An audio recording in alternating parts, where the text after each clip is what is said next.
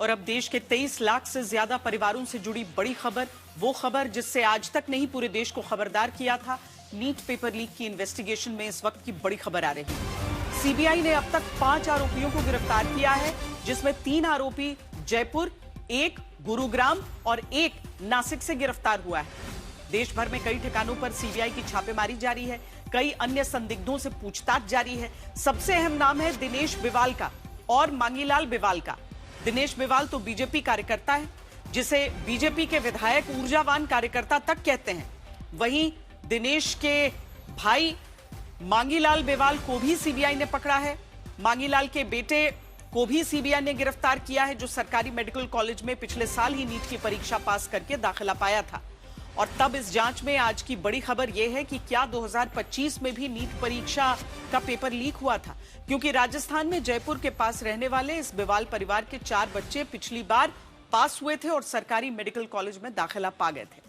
और इस बार इसी परिवार के एक और बच्चे के लिए दावा है कि 30 लाख रुपए में गुरुग्राम से ये पेपर लेकर दिनेश बिवाल आया था। वो पेपर जो दावा है कि अपने बेटे को देने के बाद इसने और लोगों को बांटकर पैसा कमाया। ये रिपोर्ट देखिए। इसके बाद आज की इस बड़ी खबर पर हमारे रिपोर्टर खबरदार करेंगे। देश में 2026 की नीट परीक्षा पेपर लीक की वजह से रद्द हो चुकी है। सीबीआई की टीम जांच में जुट चुकी है। 7 राज्यों तक जांच की कड़ी पहुंचनी है। और तब इसी पड़ताल के दौरान आज तक जिसने सबसे पहले इस मुद्दे को देश के सामने उठाया, एक बड़ा सवाल सामने और आता है। क्या 2025 में यानी पिछले साल भी नीट का पेपर लीक हो गया था? इस सवाल का जवाब आज आप जाने, उससे पहले देखिए कैसे राजस्थान में एसओजी की टीम की जांच के दौरान जब सीबीआई की जांच शुरू होने वाली होती है, तभी कुछ लोग भागते दिखते हैं।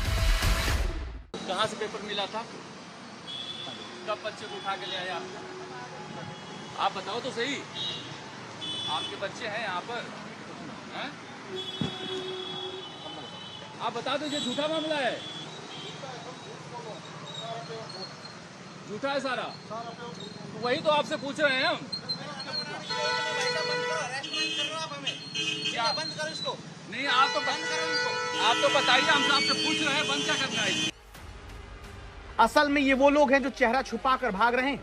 इन पर आरोप है कि इन्होंने गेस्ट पेपर के नाम पर लीक पेपर पैसा देकर खरीदा और अपने बच्चों को नीट की परीक्षा से पहले वो पेपर थमा दिया। और इन तक लीक पेपर पहुंचाने वाले 2 सबसे बड़े नाम हैं, मांगीलाल बिवाल और दिनेश बिवाल।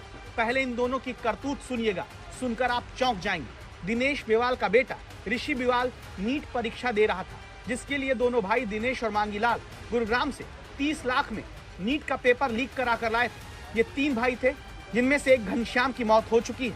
3 भाई के घर के 4 बच्चे एक साथ 2025 में नीट की परीक्षा निकाल चुके हैं, सरकारी मेडिकल कॉलेज में दाखिला पा चुके हैं। आप कहेंगे कि हो सकता है कि इनके परिवार के बच्चे बुद्धिमान हो, पढ़ाकू हो, लेकिन रुकिएगा, देखते जाइए, क्योंकि राजस्थान में नीट पेपर लीक में जो दिनेश बिवाल पकड़ा जाता है, जो अपने बेटे के लिए 30 लाख रुपए में पेपर लीक कराने का आरोपी है, उसे राजस्थान में जमवा रामगढ़ के बीजेपी विधायक अपने फेसबुक पोस्ट पर ऊर्जावान कार्यकर्ता बताते हैं। जो दिनेश बिवाल पेपर लीक में पकड़ा जाता है, बीजेपी का वो ऊर्जावान कार्यकर्ता जो मकर संक्रांति से गणतंत्र दिवस तक बधाई देते होर्डिंग पर फोटो लगाए दिखता है, उसके परिवार की हकीकत जांच एजेंसियों के सामने खुलती जा रही है। लेकिन सीकर में इस साल अपने बेटे के लिए पेपर लीक कराने का आरोपी बिवाल परिवार क्या पिछली बार भी पेपर लीक करा के 4 बच्चों को घर के दाखिला मेडिकल कॉलेज में करा चुका है? आज तक संवाददाता शरद कुमार जब जमवा रामगढ़ में पेपर लीक कांड में गिरफ्तार बिवाल परिवार के घर पहुंचते हैं, तो यहाँ आरोपी दिनेश की पत्नी रजनी मिलती है, जो आज तक के सामने ये बात मानती हैं कि उनके घर के 4 बच्चों ने पिछले साल नीट की परीक्षा पास की थी। आपके परिवार के पिछले साल भी नीट में पास हुए हैं? हाँ हुए ना। कितने लोग? 4 लोग। 4 लोग। 3 लड़कियां और 1 लड़का। हाँ। वो किसके थे? ये मेरी बहन के और मेरे जेठ के हैं। मांगीलाल जी के? हाँ। उनको भी साथ में ले गए हैं दिनेश के? कहाँ? एसओजी? मुझे पता नहीं है। मतलब जो 2 भाई अब की पेपर लीक कराते हैं, उन्हीं के घर से बीते साल उनके एक भाई मांगीलाल की बेटी प्रगति और बेटा विकास नीट की परीक्षा पास कर लेता है, तो दूसरे भाई घनश्याम की 2 बेटियां पलक और सानिया नीट का एग्जाम पास कर चुके हैं। ये संयोग है, मेहनत है, या फिर इस साल की तरह पिछले साल भी पेपर लीक का नतीजा है?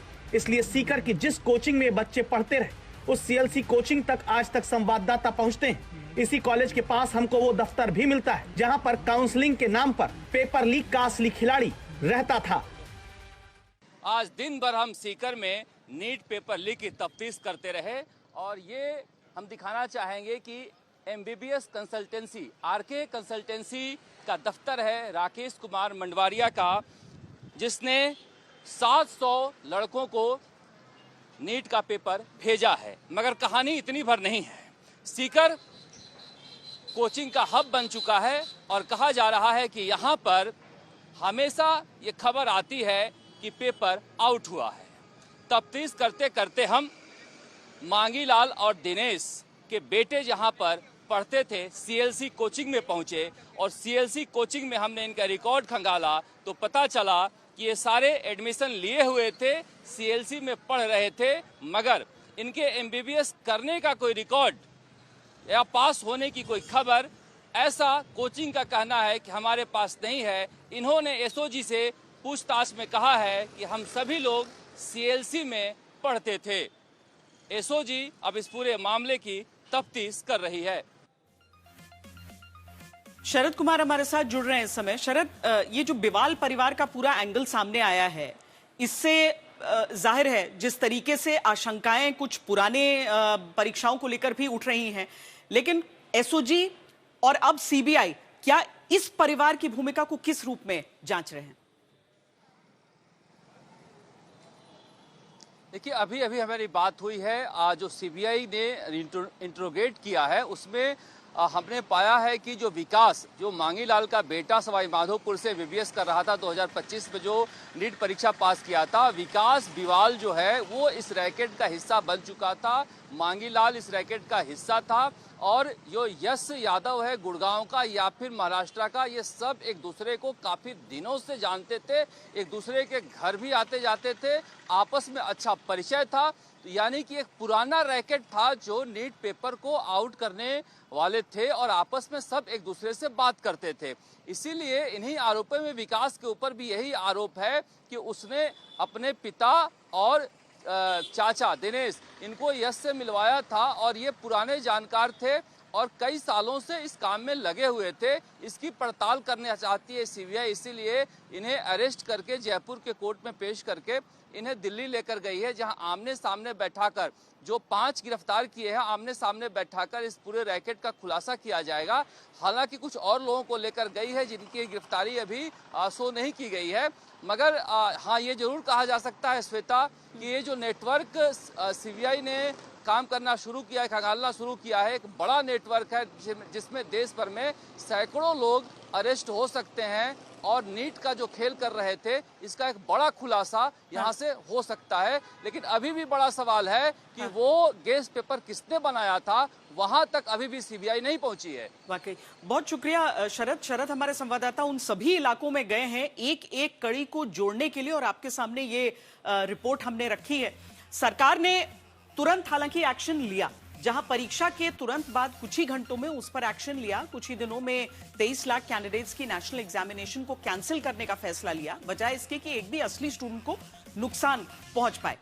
सरकार की तरफ से यह कहा जा रहा है कि 7 मई की रात को इनपुट्स मिले, उन्हें अगली सुबह ही सेंट्रल एजेंसियों को भेज दिया गया। उसी दिन इन्वेस्टिगेशन शुरू हो गई।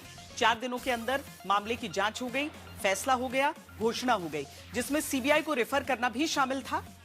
आगे इस मामले में किसी को छोड़ा नहीं जाएगा। साथ ही ये भी सरकार छात्रों को भरोसा दे रही है कि उन्होंने लंबे वक्त तक जांच को टालने के नाम पर रोका नहीं, बल्कि तुरंत फैसला लिया है, जिससे अब जल्द ही फिर परीक्षा होगी तो छात्रों को न केवल उनकी फीस लौटाई जा रही है, बल्कि साथ ही छात्रों के भविष्य से खिलवाड़ होने से रोका गया है।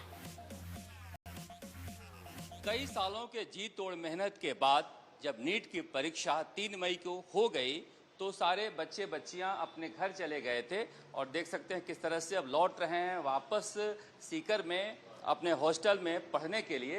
इन सबसे बातचीत करते हैं। क्या नाम है आपका? कृतिका। आपने इस बार नीट दिया था? हाँ सर। तो अब जब पता चला कि ये तो पेपर लीक हो गया था, सर बहुत बुरा लगा सर, बहुत फील हुआ, ऐसे समझ नहीं आ रहा था कैसे होगा क्या होगा। फिर कोचिंग वगैरह वालों ने मतलब थोड़ा साथ दिया कि आप आओ डीटीएस वगैरह दो, तो उसके लिए सर आना पड़ा डीटीएस वगैरह के लिए। सर परेशानी तो होती है आप इतना। तो छुट्टियों के मूड में आ गई होंगी, हाँ सर, वापस पढ़ाई करना हाँ पड़ेगा। Yes sir. क्या नाम है आपका? रेणु चौधरी, कहाँ से आई हैं आप? अजमेर से। अजमेर से वापस आना पड़ा पढ़ाई करने। हाँ, जब गए थे तो खुश होके गए थे कि पेपर अच्छा गया था, तो फिर एकदम से सुना तो वापस ऐसे आना पड़ा। फिर बहुत बुरा लगा पेपर का रद्द हुआ सुन के। तो वापस पैसे जल्दी होने के दो फायदे हैं। पहला ये कि जो छात्र एग्जामिनेशन मोड से में हैं, क्योंकि उनकी तैयारियां अभी मई तक चली हैं। दूसरा ये कि उनका एक साल बर्बाद न हो।